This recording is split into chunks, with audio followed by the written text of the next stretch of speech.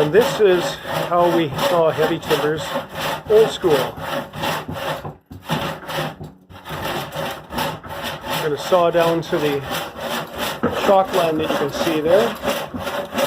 And then we're going to chunk it out with an axe and then plane it smooth. And then that will be married to that piece down there to form a bending jig for the ribs.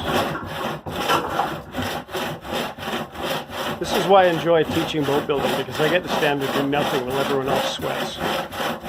Right.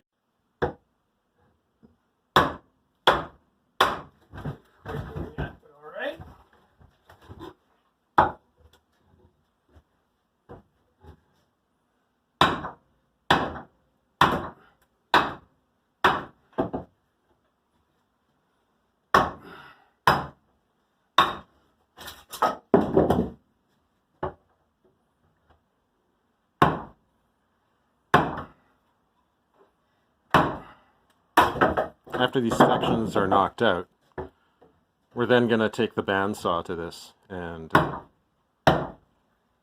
then shave it clean with a plane so that we can bolt them together using carriage bolts, and they can both be part of the same form to bend the ribs around.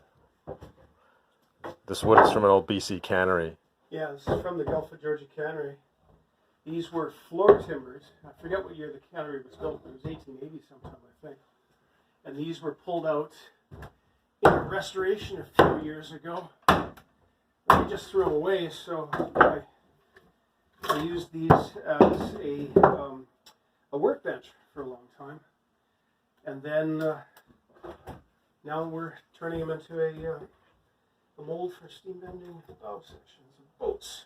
Still, after however many 100 years, it's still involved in the BC maritime industry, right? Yeah, right on. Oh.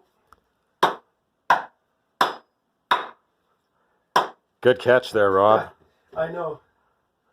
I've swung an axe and had the head suddenly take off on me. It's upsetting. There we go. We've taken as close as we dare bring it with the power plane, which is noisy and irritating and dusty. And now Marcel's taking it down with the hand plane. That's just stationary, isn't it? No, I'm shooting a video. Oh, you did? Okay, There sorry. Let's cut and redo that. Marcel just felt the urge to take his shirt off. Kept getting hung up in the drill. Well, yeah, it did. That's honest, but that is actually the reason, but I'm just having fun with that. Because, yeah, again, we're going old school. As you can see, we're fitting in the half-inch carriage bolts to hold this whole thing together. And by the end of today's session, we will have a very strong bending frame, bending jig, to bend our bow pieces over.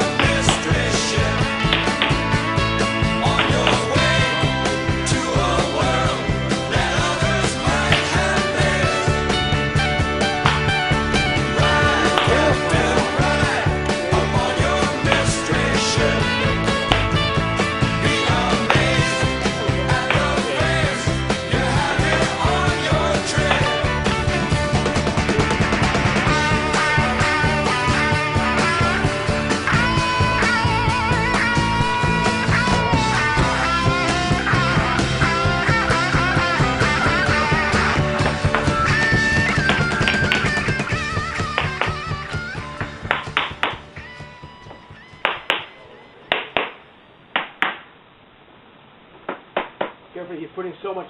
Yeah, that's good. This is lightly held with nails. Perfect.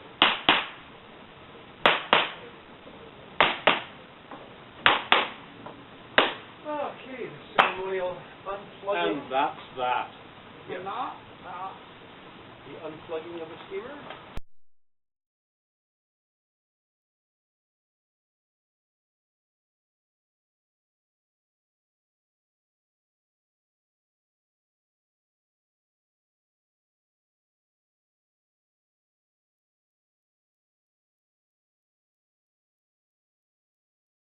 Rolling. Hey, we're starting the next stage of assembling the Curraugh. We've, as we saw before, we've steamed and placed the 4 bow gunnel pieces on the mold. It's a few days later now. They've dried out a little bit. They've certainly cooled. So what we're going to do is we're going to pop these off the mold. We're going to lay down tape and saran wrap so that when we replace these on the mold with glue, we don't glue the thing to the mold because that would be really sad. So over here we have our glue station with G2 epoxy. We're going to be making a fairly large quantity of it. So what we're going to be doing, as you can see with these, there's a little bit, when they come off the mold, there's a little bit of spring back.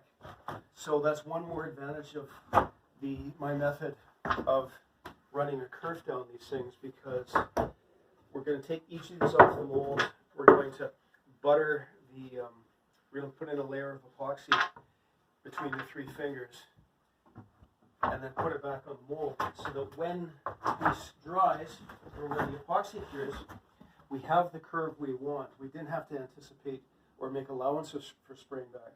We glue it, we put it back on the mold, the glue sets, and it's rigid. It's strong, it's a little bit stronger than before, and we don't have to worry about spring back at some point in the future. There we go. So Rolling. one thing that I didn't mention is that these things are a little bit rough-sided on one side and smooth on the other. Oh, you're still running. I get it. So when we placed them on the mold, 2 of them are rough face up and 2 of them are rough face down. The idea being that when they're in the finished boat, all 4 good faces will be facing up and the rough faces will be on the underneath. You can't see it. And there we go.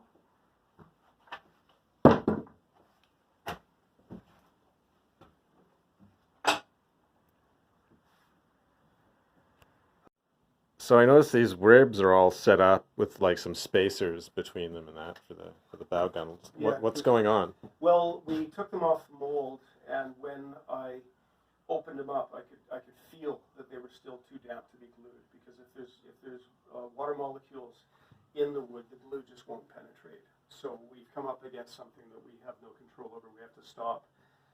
We've given them a bit of a scrape to take off some of the unfortunate tar marks as a result of those damn gloves I had. But I've, having done that, so we just laid them out in order, and as you can see, I've spread them with just some bits of wood so that we get maximum air circulation in between the fingers, as it were. So once that's, another day, overnight, I think it'll be dry enough. But certainly by the next time we get together, these will be dry enough that we can proceed with our original plan, which is a layer of glue between each and then putting them back on the mold so that they hold a new strong position. Once that's complete, we'll have something that doesn't quite look like this because none of the holes have been drilled.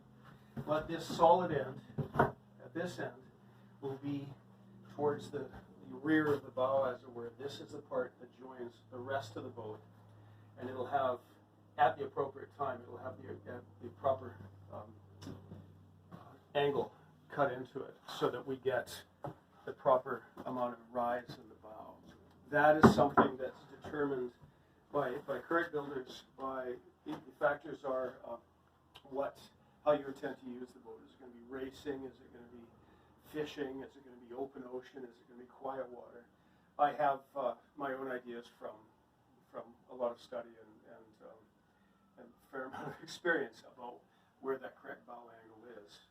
So that will be cut These are, as you can see, these are all a little bit long because we will place this on the boat, as we'll see in a couple of videos from now.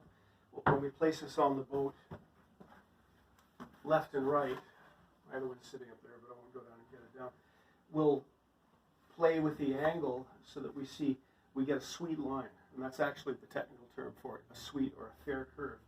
You look at it from every angle, and if you don't see a hard spot or a flat spot, if you have a fair curve, if you look, if you can't find any ugly, that's where it should be. And so it's a very sculptural, it's a very intuitive process. You're using your eye as a precision instrument, which it can be once you learn to trust it. So having determined exactly where that angle is, these slightly too long ends, they will be crossed. And when we find that spot, the spot where we have that perfect curve, they'll be clamped in a position, we'll strike a line, and we'll lose a couple of inches off the end of each of these as we get this shape. And then we'll put it on the table, and then we'll cut the mortises for the ribs. And we can do it by hand, but we'll probably just have it on the bench, and we'll just use the plunge router. We'll take it out of the routing table and just go zing, zing, zing